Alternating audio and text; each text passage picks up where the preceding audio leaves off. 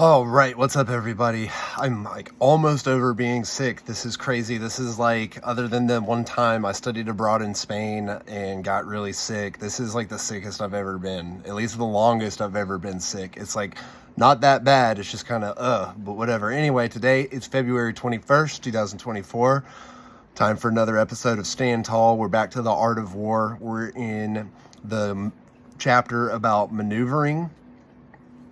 Verse 20, when you plunder a countryside, let the spoil be divided among your men. When you capture new territory, cut it up into allotments for the benefit of the soldiery.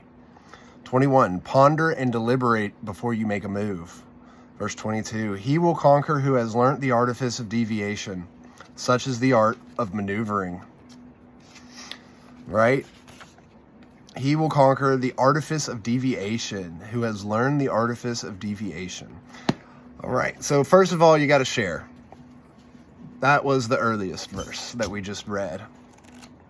Share it with your soldiers. Otherwise, there's no incentive, right? Just like we remember from Wu Zi reading yesterday. All right, so we like to go over to a alternate translation and find out what they have and just see a little bit of the differences. Okay, so Master Sun says, to plunder a locality, divide up your troops. To expand your territory, divide the spoils. Zhang Yu says, the rule for military operations is to feed off the enemy as much as possible. However, in localities where people do not have very much, it is necessary to divide up the troops into smaller groups to take what they need here and there, for only then will there be enough. As for dividing the spoils, this means it is necessary to divide up the troops to guard what has been gained, not letting enemies get it. Some say it means that when you get land, you divide it among those who helped you get it, but in this context, I suspect this is not what is meant. Master Sun says, act after having made assessments. The one who first knows the measures of far and near wins. This is the rule of armed struggle. Li Quan says, the first to move is the guest. The last to move is the host. The guest has it hard. The host has it easy. Far and near means travel. Fatigue, hunger, and cold arise from travel. So those are all like very different and varying insights into what maybe could have been very simple, but I will let you take for what you will from those verses. Meanwhile, we're going to swing over to the Daily Stoic by Ryan Holiday and Stephen Hanselman, and then we're going to see what happens when we bring Western Stoicism into Eastern warfare philosophy. February 21st, wish not, want not.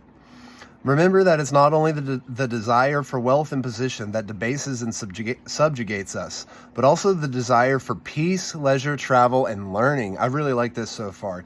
It doesn't matter what the external thing is. The value we place on it subjugates us to another. Where our heart is set, there our impediment lies. Epictetus, Discourses 4.4.1-2 and 15. Okay, so it's not even just like wealth and power, right? So we, as humans, men maybe, I'm not sure about women, but we always want more. We want money, we want power. These are like the things that we know from human nature, right?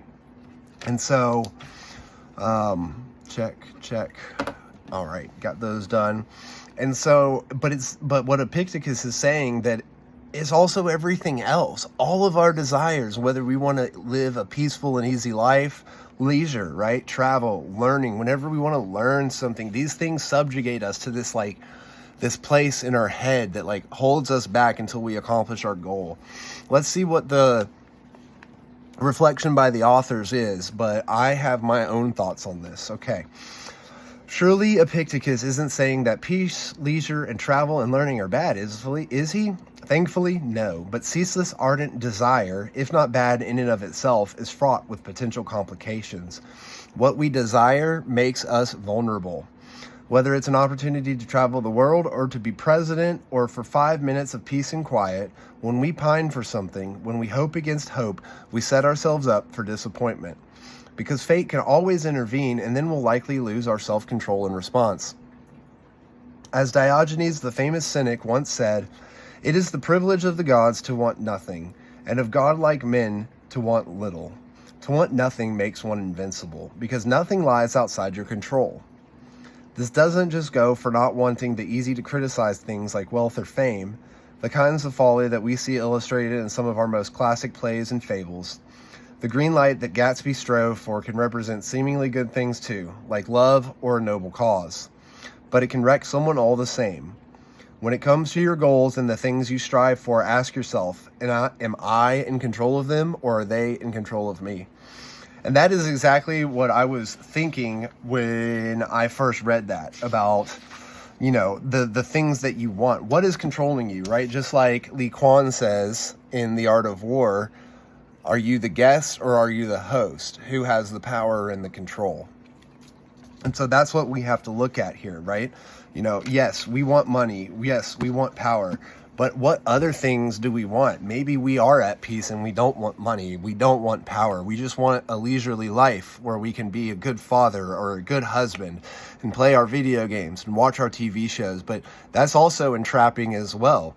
We live in such a world, in such a utopia where these things are possible, where you can live a life toil-free for the most part, depending on how much effort you put into other things.